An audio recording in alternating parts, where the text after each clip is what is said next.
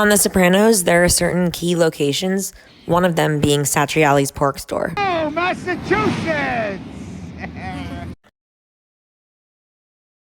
In season 1, the first pork store we see isn't Satriale's. My nephew, Christopher, was handling the garbage contract problem. That's a commercial, isn't it? You Soprano. You may be having a family problem that I can help you with. Look, I don't think you should be telling my uncle how to run things. You think I got the balls to drive in from New York and tell your uncle how we should run his family? I shouldn't expect to see the Statue of Liberty again. Something tells me you have a suggestion. Oh, Junior. There are any flies on you, they're paying fucking rent.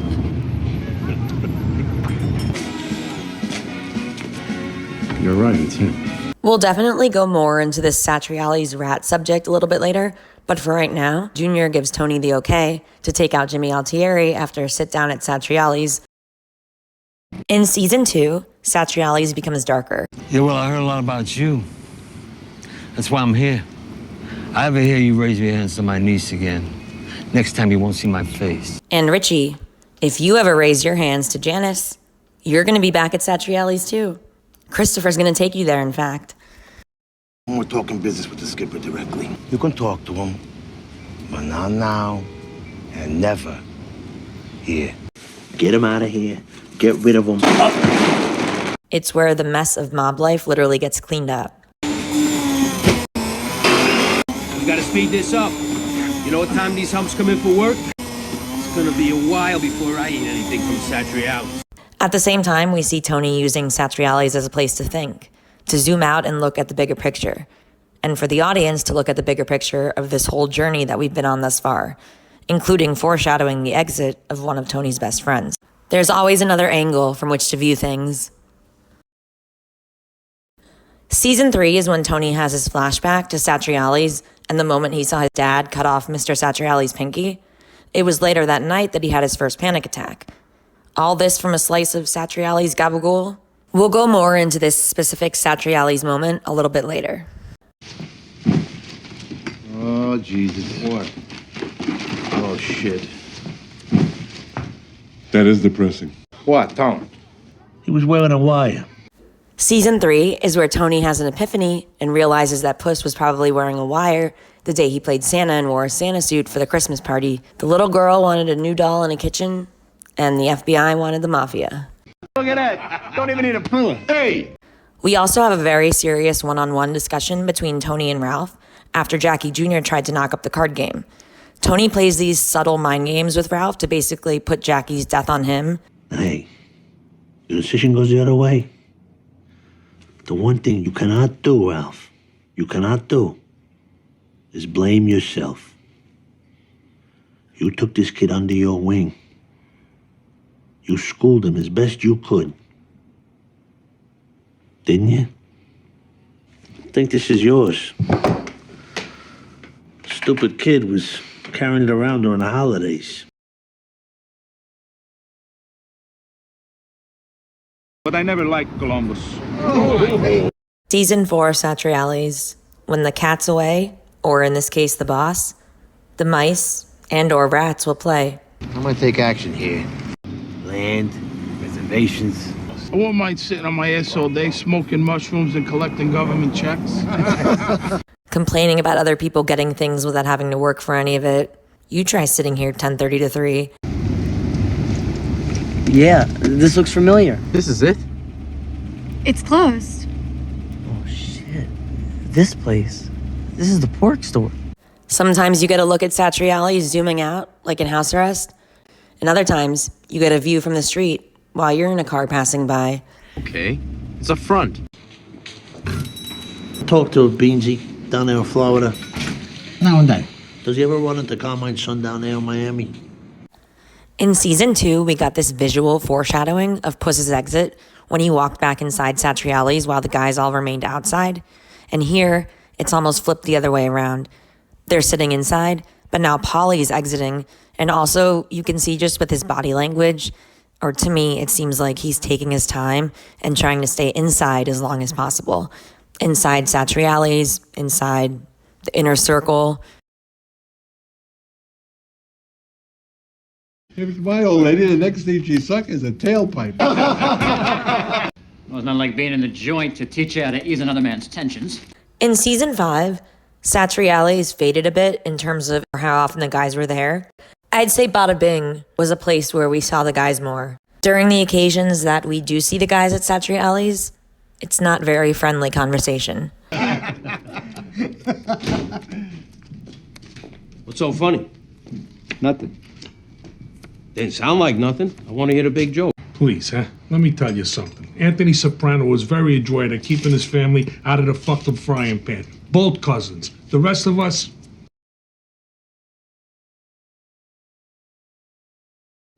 I tell you, one of the best things about dropping the weight, all new wardrobe. I keep this up, I'm gonna need Clothing Anonymous. You should have called your sponsor before you bought that jacket. In season 6, Satriales comes full circle, but the players have changed. Oh, Cugino mio. You look sharp. How do you feel? 2 miles I walk every morning. Look at this guy. Members only? How long you been wearing that? Phil Leotardo is now acting boss of the Lupertazzi family, and I feel like Satriales illustrates the new order of things. Agent Harris, where you been? Got some new federale in my rear view for 6 months. Seriously, I was transferred to terrorism. It's my partner, Ron Goddard, Tony Soprano. The terror squad, huh? And in what I see as a pretty ironic twist, Tony starts meeting and chatting with the FBI here, and even Christopher becomes friendly with Agent Harris and his new partner. Ho, Sheriff of Nottingham. My kingdom for a mortadell. Satriales, one of the Sopranos' key spots, becomes a place where Tony speaks with law enforcement, the very institution that is still trying to take him down with Rico. They make a great sandwich here. No getting around it. And he uses Satriales to scout new meat, literally and figuratively. Hey, she's coming this way. Some serious conversations and intense moments take place at Satriales, but even the most intense moments have their comic relief, like with Finn DiTrolio and Fat Dom, for example. It was the other way around. Well, look, why don't you, just go out front, get yourself a sandwich, any kind you like.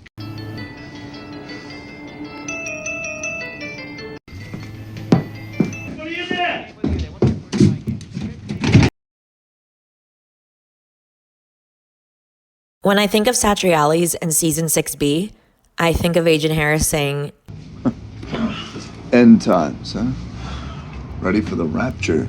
by the time we get up to this point in the series, the whole atmosphere is literally and thematically darker, and that includes in Satriales.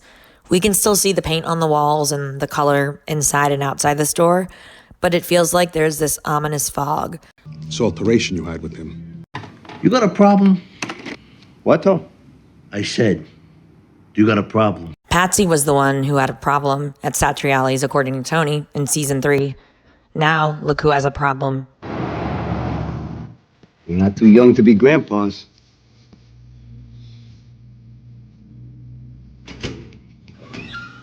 Tom, call my Lupertazzi. I'll see you later, Skip. You're at the precipice, Tony, of an enormous crossroad. And don't get so bent out of shape. You're a big boy, Tony. You sure? Yeah. Don't say you're sure if you're not sure. You know, World War II, your outfit protected the Brooklyn Navy Yard. I think Roosevelt told Vito Genovese where Hitler was holed up. And it's almost like we see this sort of flip in the power arrangement, maybe not in an explicit way, but it seems like it's a different playing field when Tony's walking in and the FBI agents are already there sitting down, as opposed to the other way around. Your problem with Brooklyn. It's on again, possibly. Not to mention getting his offer of a promotion initially turned down by Paulie, when that sort of thing is usually celebrated by a guy when he hears it from his boss. So? All due respect. And I mean that from the bottom of my heart. I'm gonna pass. I can put Patsy in there. She's gonna be part of my family now. You always know what to say to me, don't you?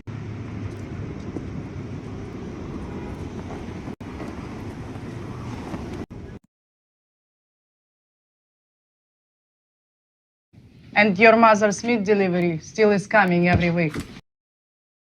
Just like the environment on The Sopranos as a whole, things tend to get darker at Satriales as time goes on. though we do have Christopher's nightmare at Satriales in season 1.